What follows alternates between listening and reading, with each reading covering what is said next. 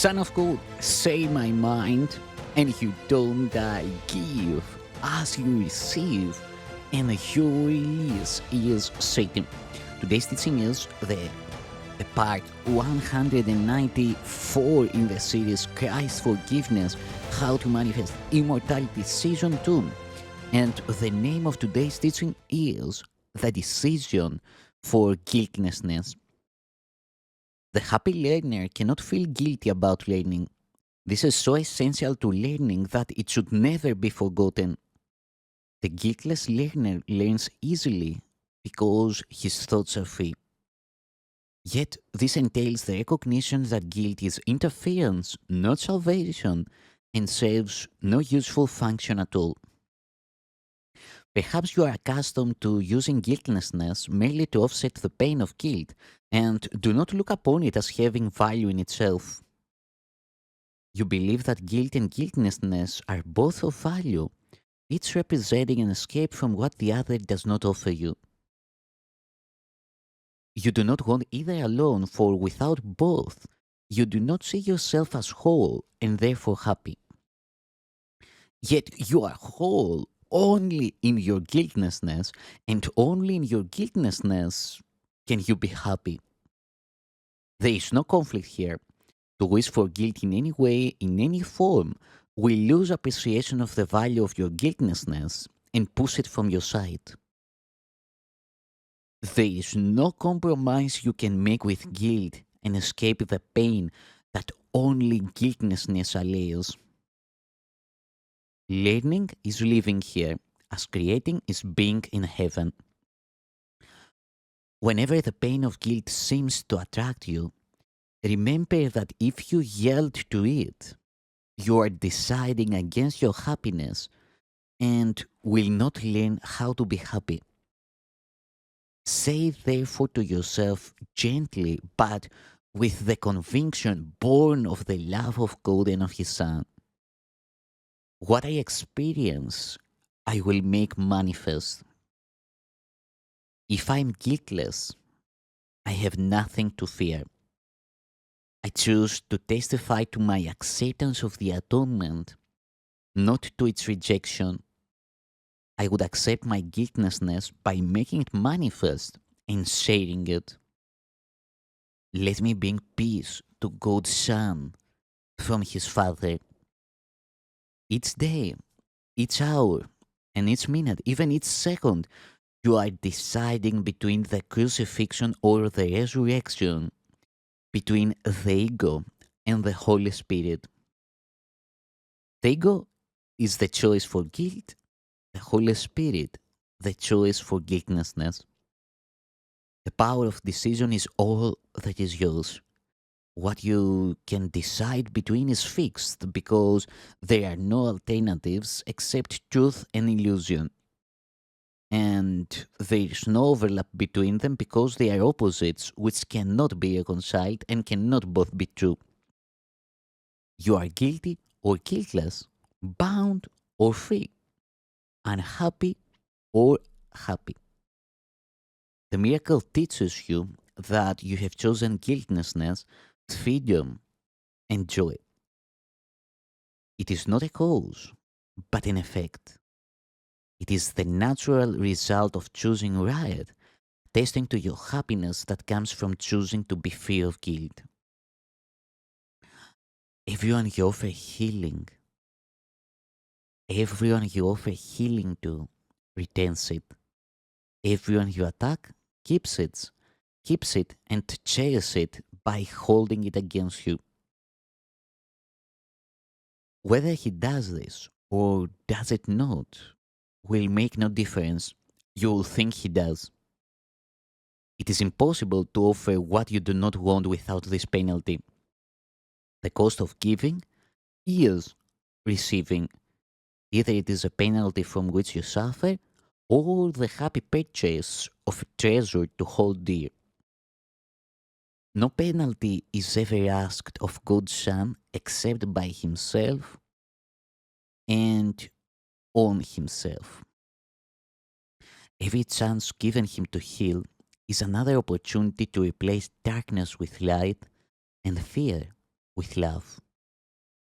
If he refuses it, he binds himself to darkness because he did not choose to free his brother and enter light with him. By giving power to nothing, he throws away the joyous opportunity to learn that nothing has no power. And by not dispelling darkness, he became afraid of darkness and of light. The joy of learning that darkness has no power, has no power over the Son of God is the happy lesson the Holy Spirit teaches and would have you teach with Him. It is His joy to teach it as it will be yours. The way to teach this simple lesson is merely this: guiltlessness is invulnerability. Therefore, make your invulnerability manifest to everyone. Teach him that whatever he may try to do to you, your perfect freedom from the belief that you can be harmed shows him that he is guiltless. He can do nothing that can hurt you, and by refusing to allow him to think he can, you teach him that the atonement which you have accepted for yourself is also his. There is nothing to forgive. No one can hurt the Son of God. His guilt is wholly without cause, and being without cause cannot exist. God is the only cause, and guilt is not of him. Teach no one he has hurt you, for if you do, you teach yourself that what is not of God has power over you. The causeless cannot be. Do not attest to it, and do not foster belief in it in any mind. Remember always that mind is one, and cause is one. You will learn communication with this oneness only when you learn to deny the causeless and accept the cause of God as yours. The power that God has given to His Son is His, and nothing else can His Son see or choose to look upon without imposing on Himself the penalty of guilt in place of all the happy teaching the Holy Spirit would gladly offer Him. Whenever you choose to make decisions for yourself, you are thinking destructively, and the decision will be wrong.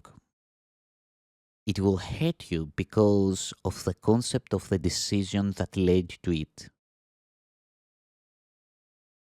It is not true that you can make decisions by yourself or for yourself alone. No thought of God's Son can be separate or isolated in its effects. Every decision is made for the whole sonship, directed in and out, and influencing a constellation larger than anything you ever dreamed of. Those who accept the atonement are invulnerable, but those who believe they are guilty will respond to guilt because they think it is salvation and will not refuse to see it and side with it. And they will fail to understand the simple fact that what they do not want must hurt them. All this arises because they do not believe that what they want is good. Yet, will was given them because it is holy and will bring to them all that they need, coming as naturally as peace that knows no limits. There is nothing they will fail to provide that offers anything of value.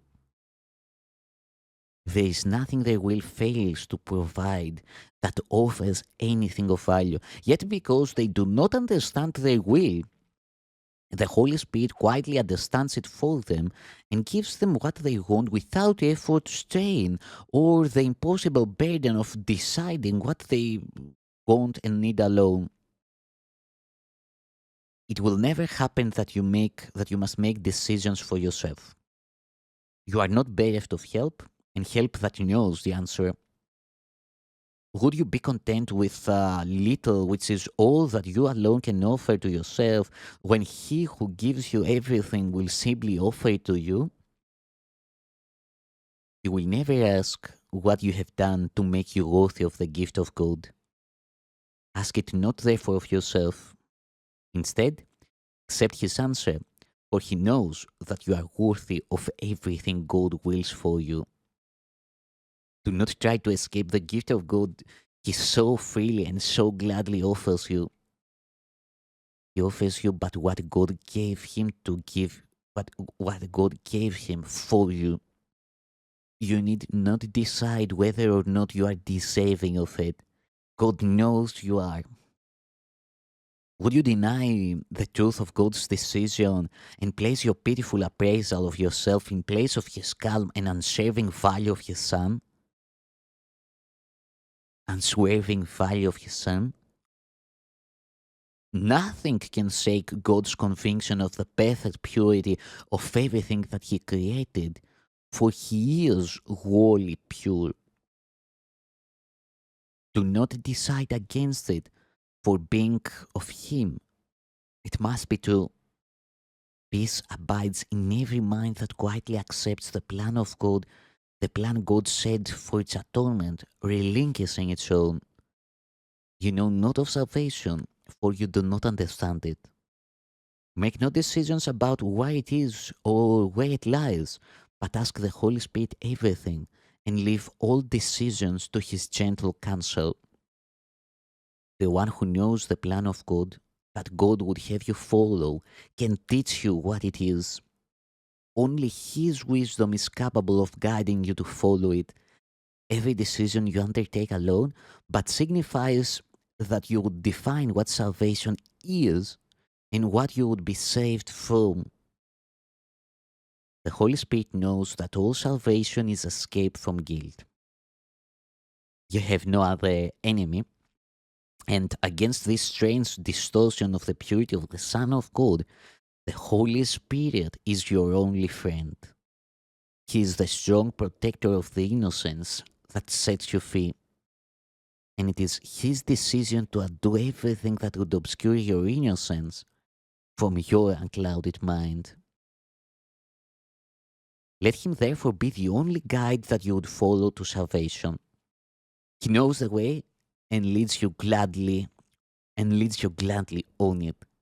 With Him, you will not fail to learn that what God wills for you is your will. Without His guidance, you will think you know alone and will decide against your peace as surely as you decided that salvation lay in you alone. Salvation is of Him to whom God gave it for you. He has not forgotten it. Forget Him not, and He will make every decision for you, for your salvation and the peace of God in you. Seek not to appraise the worth of God's Son, whom He created wholly, for to do this, for to do is to do so is to evaluate His Father and judge against Him. And you will feel guilty for this imagined crime, which no one in this world or heaven could possibly commit. The Holy Spirit teaches only that the sin of self replacement of the throne of God is not a source of guilt. What cannot happen can have no effects to fear. Be quiet in your faith in Him who loves you and would lead you out of insanity. Madness may be your choice, but not your reality. Never forget the love of God who has remembered you. For it is quite impossible that He could ever let His Son drop from the loving mind wherein He was created and where His abode was fixed in perfect peace forever. Say to the Holy Spirit only, decide for me, and it is done. For His decisions are reflections of what God knows about you, and in this light, error of any kind becomes impossible. Why would you struggle to radically would you struggle so radically to anticipate all you cannot know when all knowledge lies behind every decision the Holy Spirit makes for you, learn of His wisdom and of His love, and teach His answer to everyone who struggles in the dark, for you decide for them and for yourself. How gracious is to decide all things through Him whose equal love is given equal to all alike. He leaves you no one outside you, and so He gives you what is yours, because your Father would have you say it with Him. In everything, be led by Him, and do not reconsider. Trust Him to answer quickly, surely, and with love for everyone who will be touched in any way by the decision, and everyone will be. Would you take unto yourself the sole responsibility for deciding what can bring only good to everyone? Would you know this? You taught yourself the most unnatural habit of not communicating with your creator. Yet you remain in close communication with him and with everything that is with him as it is within yourself, and learn isolation through his loving guidance, and learn of all the happy communication that you have thrown away but could not lose. Whenever you are in doubt what you should do, think of his presence in you and tell yourself this and only this: He leads me and knows the way which I know not. Yet he will never keep from me what he would have me learn, and so I trust him to communicate to me all that he knows for me. Then let him teach you quietly how to perceive your guiltlessness, which is already there.